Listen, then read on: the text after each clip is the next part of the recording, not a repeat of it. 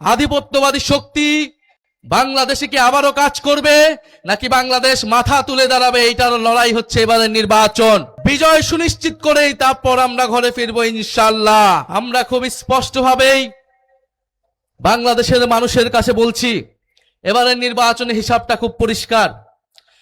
আমরা বাংলাদেশ কোন পথে যাবে, আধিপত্যবাদী শক্তি বাংলাদেশে কি আবারও কাজ করবে নাকি বাংলাদেশ মাথা তুলে দাঁড়াবে? এইটার লড়াই হচ্ছে এবারের নির্বাচন। এই নির্বাচনে ঠিক করতে হবে বাংলাদেশের সীমান্তে কি আর হত্যাকাণ্ড চলবে? আমার বোন ফেলানির মতো কি লাশ আমরা আর দেখব? এবারের নির্বাচনে ঠিক করতে হবে আমার ভাই আবরার ফাহাদ কি আর শহীদ হবে কিনা। এবারের নির্বাচন বাংলাদেশের সার্বভৌমত্ব প্রতিষ্ঠার নির্বাচন। এই নির্বাচনকে ঘিরেও আধিপত্যবাদী শক্তি ইঞ্জিনিয়ারিং করার চেষ্টা করছে।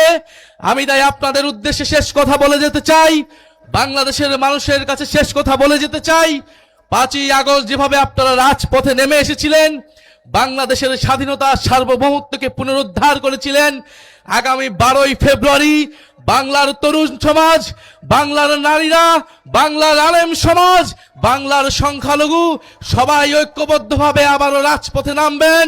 নিজেদের ভোটাধিকার, নিজেদের গণতন্ত্র, নিজেদের সার্বভৌমত্ব আমরা নিজেরাই রক্ষা করে বিজয় সুনিশ্চিত করেই তারপর আমরা ঘরে ফিরবো ইনশাআল্লাহ।